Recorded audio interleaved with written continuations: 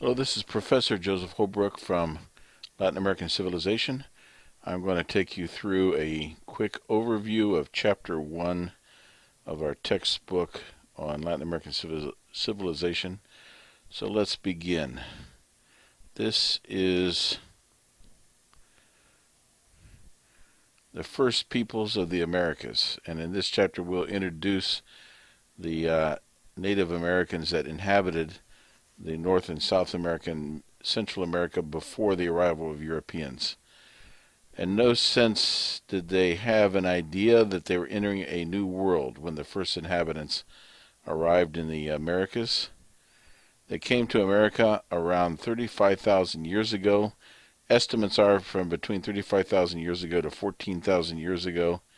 The New World remained as separate from the Old World for about 10 millennia, in other words, 10,000 years.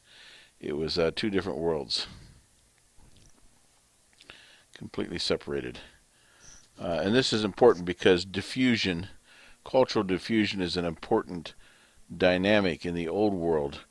Inventions in China eventually found their way across through the Silk Road to other parts of the Old World, to Europe and the Middle East, and the same thing in reverse. However, this process did not happen with the Native Americans. The first Americans crossed a land bridge about 20,000 to 15,000 years ago from Siberia into Alaska and what we now know as North America. Excuse me. They developed subsistence strategies in their agricultural and hunting and gathering practices. Around 8,000 BCE. BCE stands for before the Common Era. This is an alternative designation to BC, before Christ. It can be used interchangeably. So about 8,000 BCE, there was a gradual extinction of large game such as mammoths and horses that had existed in the New World but were hunted to extinction, or other environmental concerns led to their disappearance. A few thousand years later, agricultural practice began in South America, interestingly, high in the Andes, and the first agricultural product was potatoes. So potatoes, as well as manioc and corn, are New World agricultural products that were unknown to the Europeans before their arrival in the Americas. Around 3000 BCE, Chileans had domesticated guinea pigs, llamas, and alpacas for wool. And of course, the largest domesticated animals in the New World were llamas and alpacas. There were no horses or cows. Some of the subsistence strategies that were followed were fishing, looking for leaves, eggs, insects, lizards, nuts, fruit, whatever game they could trap and kill. They began to plant seeds at propitious locations and return later to harvest a crop as early as 6000 BCE. The cultivation of maize, or corn, the early form of corn, began around 3500 BCE, primarily in Mexico and Mesoamerica. They also began to grow cotton, which they wove into fishnets. As they began to develop an agricultural basis, allowed them to develop sedentary communities and ceremonial centers. With enough food, Native Americans grew sedentary and began to specialize. This is the same process that happened in the Old World, the only difference being that it happened more slowly in the New World. From 3000 to 2000 BCE, the earliest structures were built in coastal Peru. Interestingly, despite the fact that the Native Americans crossed from Siberia into Alaska and spread down through North America into Mexico, modern-day Mexico, the oldest beginnings of civilization is found in Peru. The people in coastal Colombia and Ecuador learned to make pottery. Around 1500 BCE, Peruvians began metalworking. In present-day Mexico, you had a group of people known as the Olmecs. Some scholars believe that they represent a type of mother culture for Mexico, indigenous Mexico. They lived in what now are the states of Veracruz and Tabasco along the Caribbean coast of Mexico, One of the capitals was San Lorenzo, which dates back to 1500 BCE. La Venta is another one, which flourished between 900 and 400 BCE, about the same time as the early or ancient Greeks. They crafted giant basalt heads as an art form. They also developed a tortilla made from corn. That was their kind of fast food. Grab a tortilla and hit the road. They maintained extensive contacts with their contemporaries. In Peru, you had the Chavan de Guantar civilization, which began around 900 BCE and lasted for about 700 years. It was developed at an altitude of 9,000 feet in the Andes Mountains. It was primarily a center of religious observances. The population was around 3,000 people. Images of snakes, jaguars, caimans, and other jungle fauna, as well as tropical crops, have been found there.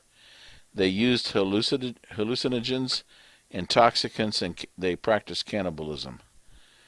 They had expertise and innovation in textile design.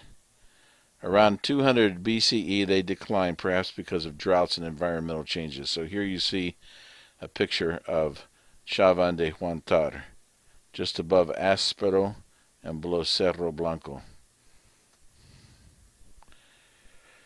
Back to Mexico, modern-day Mexico, you had a civilization that flourished around 500 BCE around a ceremonial center called Monte Alban. It dominated the surrounding areas for 1,000 years, which makes one want to make a comparison with the Roman Empire, which also lasted about 1,000 years, at least in the Western Roman Empire. After 250 BCE, the population reached 15,000, and by 500 AD, or that AD is Anno Domini, or you can also use the CE, which is the common 500, the common era. That is 500 years after Christ. It grew to 25,000 people. They also had the early stages of language using hieroglyphics. Hiero meaning sacred, and glyphics meaning words. Here's a picture of Teotihuacan, which I visited with my wife and daughter back in the early 2000s. It's quite impressive. It was built from around 200 BC and lasted to about 700 AD. Again, nearly 1,000 years. It had 600 pyramids, the largest of which was the Pyramid of the Sun, 215 feet high. The central promenade was called the Street of the Dead and is 150 feet wide and 2 miles long. There were 100 palaces for priests and dignitaries and 2,000 apartment complexes laid out in a grid pattern which housed the working population. Teotihuacan also practiced human sacrifice with war captives. A third civilization, apart from the Mesoamerican and the Andean civilization in South America, was the Mayan civilization, which existed in the southern part of Mexico, Guatemala, Central America area. It had no single dominant center. Mayans excelled in math. They had a ahau, or king, and nobility, and upper classes lived in style. They also experienced protracted conflict with communities serving as pawns in a contest between Mayan superpowers. Trade was not particularly important.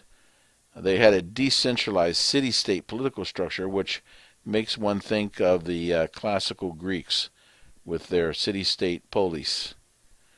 And left you have a piece of Mayan art representing Mayan bloodletting, which was a common medical practice, and there's a lady there who's releasing blood from her tongue, perhaps as a sacrifice, perhaps for medical reasons.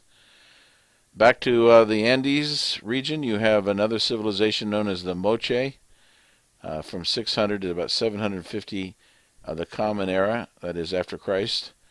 They were warlike contemporaries of the Teotihuacan in Mexico, and they inhabited the river valleys of North Peru. They were excellent engineers, which reminds one of the Romans. They used irrigation and bird guano, or bird poop, as fertilizer. They lacked a writing system comparable to the Maya. But they did develop an early form of bronze metalwork, which, interestingly enough, they used almost entirely for art forms and not for weapons, despite the fact that they were warlike. They had a fearsome deity known as the Decapitator, which you see there in the lower left. Moche society declined between 600 to 750 of the Common Era. There's the Decapitator. He doesn't look very happy. And here is the area of Peru, modern Peru, along the northern coast where they flourished. And that is a art form representing a medical practitioner with a patient. Then you have the Nazca, the famous Nazca towards the southern part of Peru. They were the, sorry, let me back up. You see there on the right, the Nazca lines. They are the ones that have sparked a lot of speculation about aliens, because they had these huge geocliffs, which you can look at today through Google Earth. Recent evidence has indicated that there may have been indicators pointing to where water sources might have been found. And here we have Teotihuacan, just below Lake Titicaca, which is in modern-day Bolivia. This civilization was founded around 250 BCE, before the Common Era, and flourished into the Common Era to about 1200 BC, or 1200 AD in the Common Era. Buildings were fitted together without mortar. They excelled in weaving, pottery, bone carving, and masonry. They herded llamas and alpacas and harvested fish and aquatic plants from the lake. Reduced rainfall led to a decline in 950 of the Common Era. And there you see an arrow pointing to the Wari people, which were south of the Chavan de Guantar group and west of Lake Titicaca. The Wari Empire rose in the 6th century of the Common Era near the modern city of Ayacucho in Peru. It may have been a colony of the Tiwanaku culture. The rulers of the Wari employed administrative tactics later effectively used by the Incas. Like the Incas, they used knotted cords called quipus for keeping track of the census data and inventory. They built roads, relocated subject peoples. They made maize beer from chicha. In other words, it was corn beer. And then we're back in Mexico, looking at the city of Tula. The Toltecs flourished in the Common Era from about 900 to 1400 AD. They built a city called Tula, about 50 miles from Teotihuacan, around 800 CE under Mixcoatl. They had dominance. They owed their dominance in part to their command of the obsidian trade, and they also were very warlike. They practiced extensive human sacrifices with skull racks and receptacles for human hearts.